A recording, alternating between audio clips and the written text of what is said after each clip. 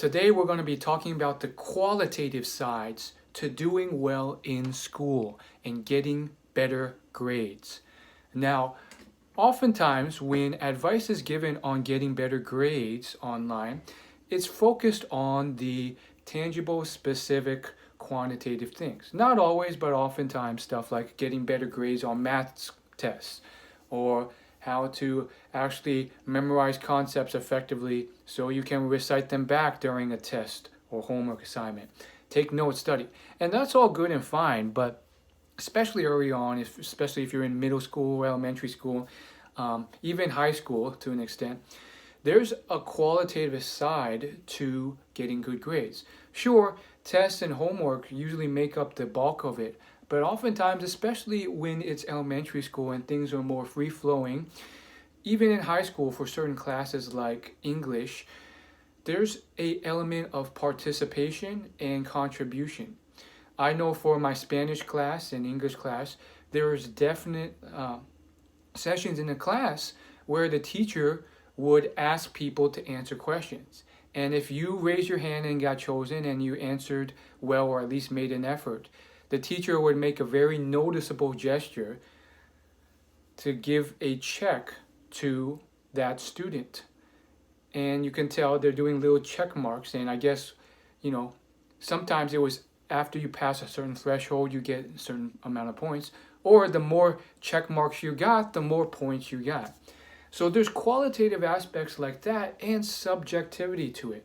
I remember in English class, and sometimes this sucked when the teacher was just evil or didn't like me or just really didn't have a preference. But in English class, there were assignments where basically you had to prepare a speech about a book you read. I remember I did mine on Pride and Prejudice.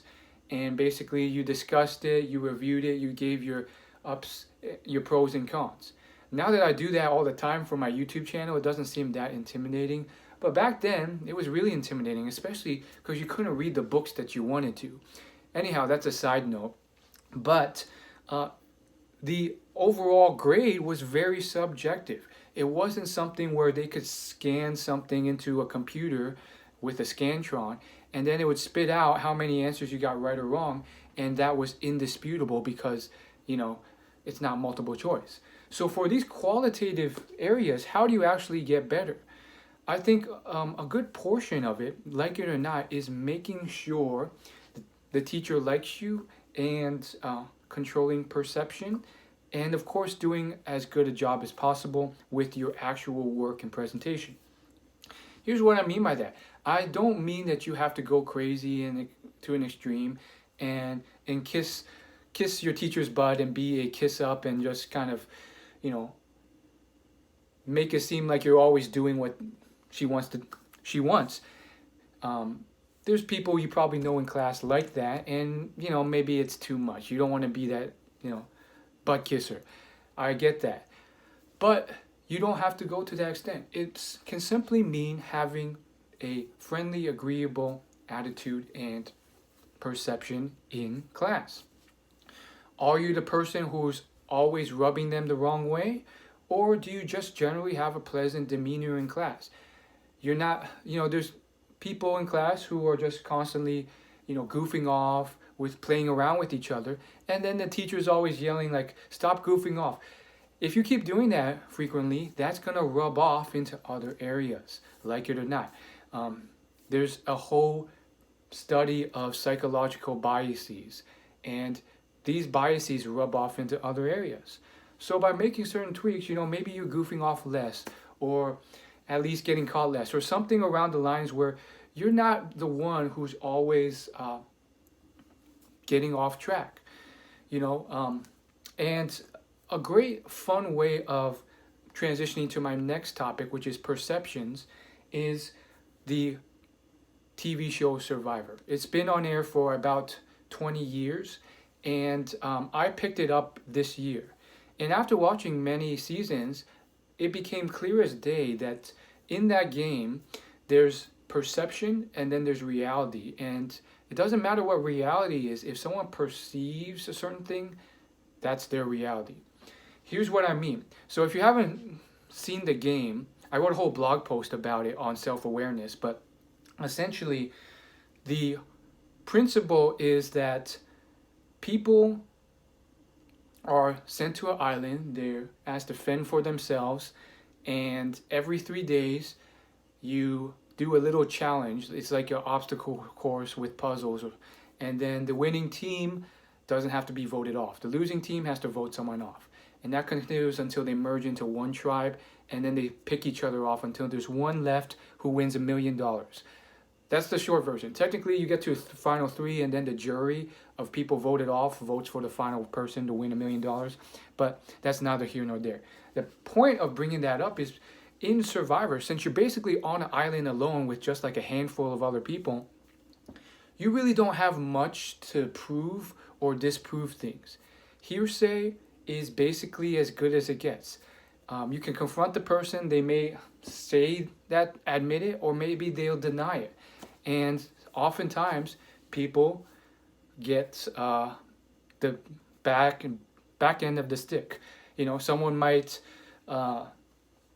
There's this one scene, for example, where everyone was starving, and they saw this one guy who was actually just chewing on a blade of grass, and everyone thought it was beef jerky because they saw him pull something brown out of his pocket and put it in his mouth, and everyone believed it.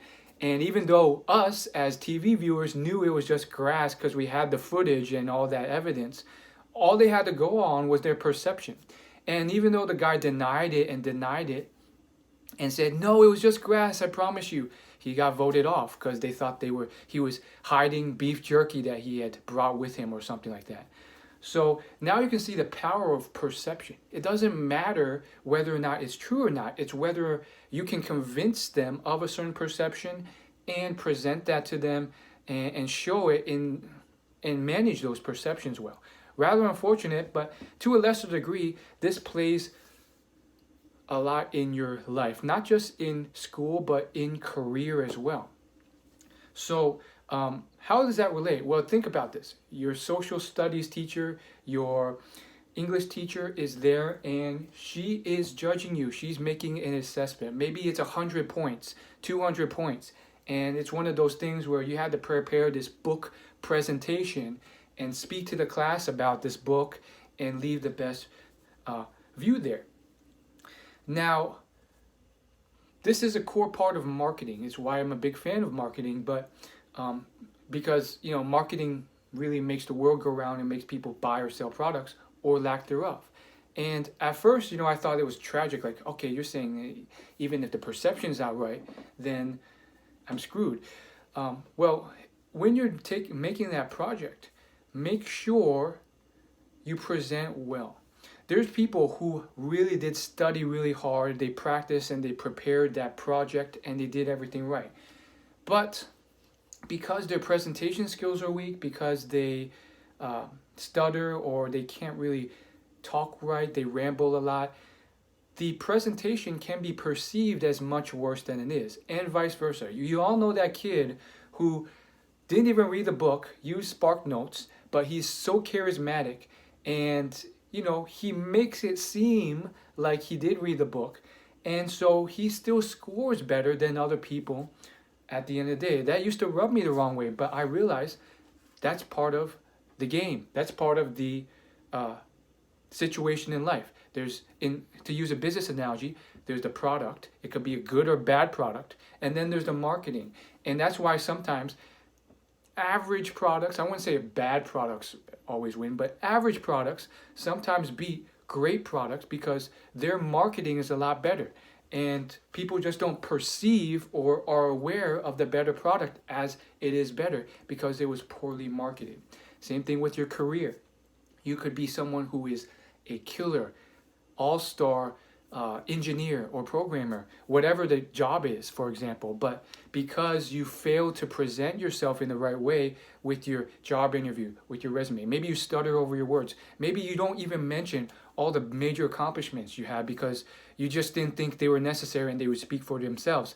But the other hiring manager doesn't know that. He doesn't know that you've for example, delivered $2.7 million in sales if you don't mention it because you're a stranger to them. And because of that, you get perceived in the same bucket as everyone else, just an average person who's kind of replaceable, and you don't get the job. Same thing with this specific English teacher who's measuring you. So, long story short, it's about getting out of your head, working on your emotional intelligence, and any other applicable soft skills. It's highly underutilized, overlooked, and that can really help you out. I've gone to clubs like Toastmasters, which practice public speaking in the past to kind of help me with my speaking. And of course, even before that, I started to get much, much better. And even the people at Toastmasters were like, wow, you're actually naturally very good. And I'm like, no, no, no. I've published over 1,000 videos on my YouTube channel. That's kind of helped me speak a little bit better. And so that type of training, and you don't have to publish 1,000 videos, but just doing more than average, most of your students, your other students, your co-students, I don't know what you call them, classmates, zero. They're doing zero work on their soft skills because they're just so focused on the work speaking for itself. And unfortunately, that's not always the case. Sometimes I would hack the system and I would just notice how much effort mattered, how much the extra enthusiasm and effort to raise your hand first and get that response. Even if it's wrong, I noticed obviously it's a case-by-case basis, but for some teachers, like my Spanish teacher, it was like, this is a very friendly woman, and she's the type to give you a point even if you got it wrong because you were enthusiastic, you were positive, you tried, you made an effort to give the right answer. And I was like, wow. And so it became a little game, like how many points can I get? Most people, they'll kind of just slack off. They won't notice. They won't raise their hand as much. And those extra areas, moments of awareness and extra effort really add up in the long run. So there you have it. The qualitative side that's often overlooked over the quantitative side to getting better grades in school. It's about perception. It's about making sure that marketing and that perception comes off really strong through practice, through awareness, and through discretion. Thanks for watching. Like, subscribe, and comment.